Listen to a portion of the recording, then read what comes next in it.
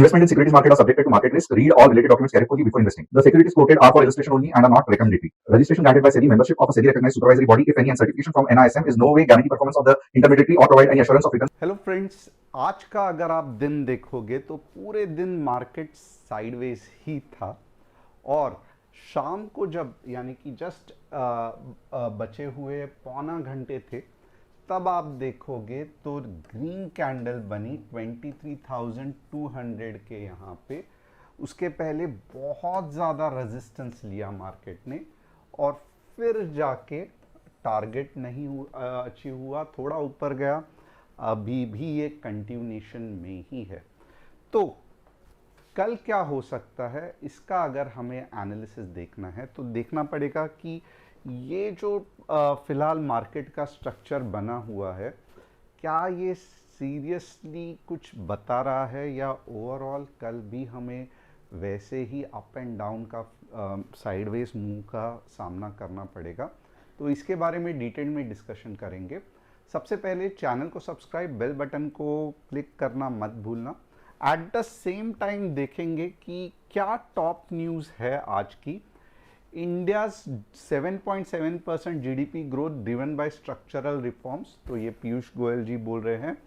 Reforms in manufacturing, digitalisation, ease of doing business and investment promotion as key drivers of India strong economic performance. तो ये एक अच्छी चीज़ है कि ये कह रहे हैं कि इंडिया का जो जीडीपी ग्रोथ है that is because of structural reform, ना कि हवाबाजी है। बट एक तो है जीडीपी ग्रोथ, बट इंडिया का जो स्टॉक मार्केट का ग्रोथ है उसको बहुत सारा स्ट्रक्चरल रिफॉर्म लगने वाला है, लगना चाहिए मुझे लगता है ग्रो होने के लिए। क्योंकि ख़ास तरीके से जिस तरीके से मैं चिल्ला के कह रहा हूँ एफआईआईस निकल जा रहे हैं मार्केट को, तो ये बताता है कि इंडियन मार्केट या एफआईआई फ्रेंडली नहीं है। अगर एफआईआई फ्रेंडली होता तो डेफिनेटली एफआईआई सेलिंग बंद करते थे। तो ये एक अपने जगह पे है, बट एफआईआई का जो मूड है वो टोटली अपनी जगह पे है।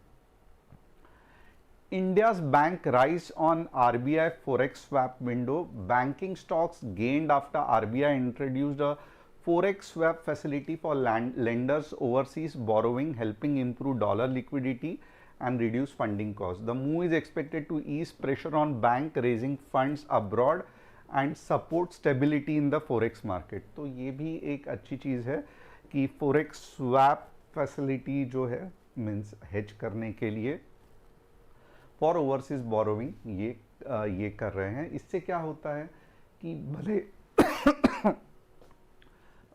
रूपी लिक्विड मीन्स रूपी डिप्रिशिएट हो, राइट, बट इससे और ज़्यादा आपको इंटरेस्ट रेट नहीं भरना पड़ेगा क्योंकि फोरेक्स स्वैप अलाउड कर दिया है। ओके, अब 3 स्टॉक्स जिसका एनालिसिस करने वाले हैं, अल्ट्रा सीमेंट, क्यूपिड, RSWM। यहाँ पे अगर आप देखोगे तो आपको हमारे फैमिली के साथ जुड़ना है तो आपको क्या करना है, डिस्क्रिप्शन में जो व्हाट्सअप कम्युनिटी है उसको क्लिक करना है, या फिर आप टीजी लेवल ऐप इंस्टॉल कर सकते हो या प्ले स्टोर या एप्पल स्टोर का ऐप भी इंस्टॉल कर सकते हो। यहाँ पे आप देखोगे तो यूज़र एग्रीमेंट, बाद में ये वाला इंस्टॉल ऐप करोगे तो ऐप आपको यहाँ पे दिखेगा। ये टीजी लाइट ऐप का वर्जन है, तो बहुत सिंपल और बहुत फास्ट है। और यहाँ पे अगर आप अलाउ क्लिक करोगे तो नोटिफिकेशंस आते रहेंगे। ऐप में आपको क्या मिलेगा, बेहतरीन customer support, mid market updates, बाद में रिसर्च एनालिस्ट और बाद में यहाँ पे आपको अलर्ट्स भी दिए जाएंगे। अब थोड़ा सा देखते हैं कि एफआईआई डीआईआई ने कल क्या किया। तो अगर आप देखोगे तो ऑलमोस्ट जितनी की बाइंग उतनी की ही सेलिंग हुई, तो नेगेटिव में चला गया। और ओपन इंटरेस्ट, ऑफ कोर्स आज का ओपन इंटरेस्ट इतना ज़्यादा कुछ काम नहीं करेगा। तो यहाँ पे अगर आप देखोगे ना तो टू बी हॉनेस्ट कुछ दिनों से मार्केट को सीरियसली अगर आप देखोगे तो ये 15 मिनट्स का चार्ट है, तो ट्रेड करना बहुत मुश्किल होते जा रहा है। डायरेक्शनल मूव्स बढ़िया मिलती नहीं है। 18-20 मीन्स 15 पॉइंट पे भी 16 पॉइंट पे भी मार्केट थोड़ा टच करके वापस नीचे आ जाता है। दिन में सिर्फ 2 या 3 बार ऐसी अपॉर्चुनिटी मिलती है। तो यस, ये बहुत मुश्किल घड़ी है मार्केट की, आप देख सकते हो। यानी कि जो 2 तारीख से मार्केट कंसोलिडेट हो रहा है, अभी भी हो रहा है। तो ये फ़िलहाल अगर मैं कहूँगा तो आपको बहुत संभल के ट्रेड करना है।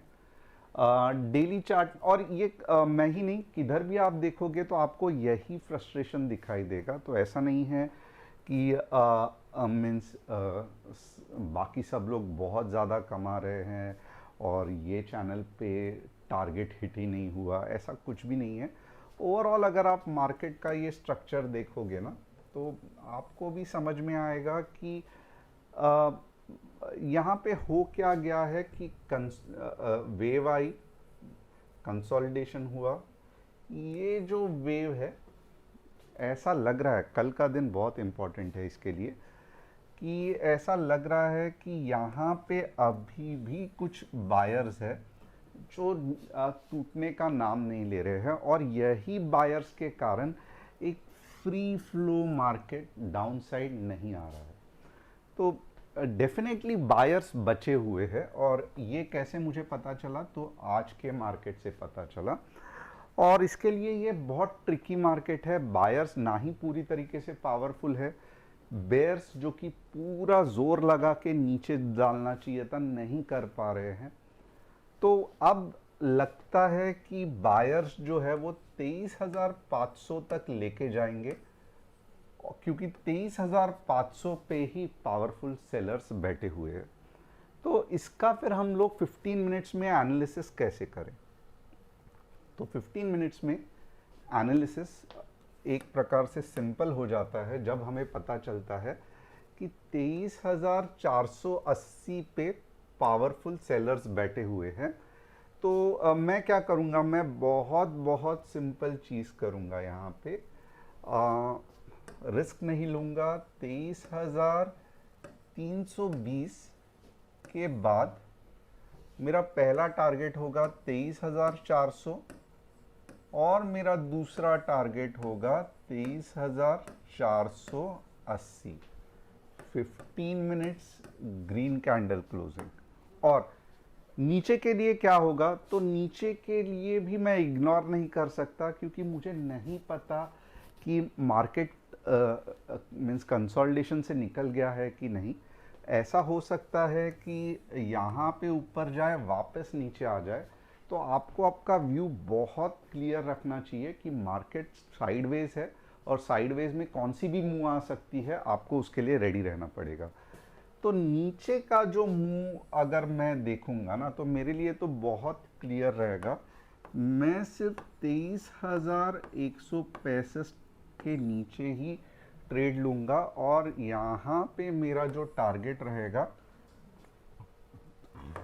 वो रहेगा 23,120, 23,080। तो इस तरीके से कुछ मार्केट का ये बन रहा है। आप खुद देख सकते हो, मुझे खुद को कुछ और बताने की ज़रूरत नहीं है। आप खुद ये देख सकते हो कि 15 मिनट्स में इतना ज़्यादा कंसोलिडेशन है, बहुत टाइट मूव है, बड़े बड़े विपसॉज है। तो ट्रेड करना सीरियसली डिफ़िकल्ट है। तो आप डिसीजन ले सकते हो। अगर आप 5 लॉट से करते हो तो कुछ समय के लिए आपको 1 या 2 लॉट से ही करना चाहिए, क्योंकि मार्केट आपको सपोर्ट नहीं कर रहा है। हर मिनट पे अगर आप देखोगे तो रुकावट आ रही है, क्रॉस सेलिंग आ रही है, जिससे कि आप कुछ कर ही नहीं पा रहे हो। तो ये मार्केट है, मीन्स कभी कभी ये फेस, इनफैक्ट ये फेस ज़्यादातर रहता है। इसके लिए थोड़ा सा आपको संभल के ट्रेड करना है। बैंक निफ्टी ऊपर चल गई। तो बैंक निफ्टी का कल का हमारा अगर आप टारगेट देखोगे तो कितना बढ़िया से अचीव हो गया, 54,800, 200 क्या उससे भी ऊपर चला गया। अब वापस बैंक निफ्टी के लिए कौन से लेवल्स है हमारे, 54,800 के नीचे 200 पॉइंट, और वापस अगर 55 के आता है तो यहां से ऊपर 200 पॉइंट। तो ये बैंक निफ्टी हो गया। सेंसेक्स देख लेते हैं। सेंसेक्स के लिए अगर मुझे किसी ने कहा तो मैं क्या कहूँगा, मैं कहूँगा 74,100 को लेके जाएगा 74,350 और 73,800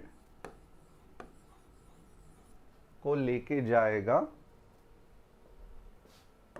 73,600। थोड़े से अलग लेवल से सेंसेक्स के, क्योंकि सेंसेक्स में थोड़ा सा ट्रेड करने के लिए ज़्यादा मौका मिलता है। अल्ट्राटेक सीमेंट कुछ नहीं, साइडवेज चल रहा है, कुछ नहीं होने वाला है। क्यूपिड बहुत बढ़िया चल रहा है, बहुत अच्छे से मुंह आ रहा है, वेरी फैंटास्टिक। RSWM यस, धीरे धीरे ये ट्रैक्शन पकड़ रहा है और मे भी ऐसा है कि ऊपर ब्रेकआउट होके 260 तक जा सकता है। तो यस, आई एग्री कि फ़िलहाल मार्केट में दिक्कतें आ रही है, फ्रस्ट्रेशन बढ़ रहा है, बट कुछ कर नहीं सकते। This is a part of market, handle करना पड़ेगा। अगर आपको लगता है कि निफ्टी से थोड़ा सा ब्रेक ले लो तो आपको मालूम रहेगा, शाम को हम कमोडिटीज़ भी देते हैं तो आप वहाँ पे फोकस कर सकते हो, या आप इक्विटी ऑप्शंस पे भी फोकस कर सकते हो। But Nifty being Nifty main index है, आपको पसंद आता है, इसके लिए मैं ट्राई कर रहा हूँ पूरा एनालिसिस सही करने के लिए। बट साइडवेज मार्केट में एनालिसिस का लिमिटेशन रहता है, तो कुछ भी ज़्यादा आपको बहुत बड़ा मूव एक्सपेक्ट नहीं कर सकते। बट होप जैसे ट्रेंडिंग के बाद साइडवेज मार्केट आता है, तो साइडवेज मार्केट के बाद ट्रेंडिंग मार्केट आता है, हम वो भी सही तरीके से कैप्चर करेंगे। बस ये फेस को हमें थोड़ा सा जाने के लिए इंतज़ार करना है। Thanks a lot and see you tomorrow.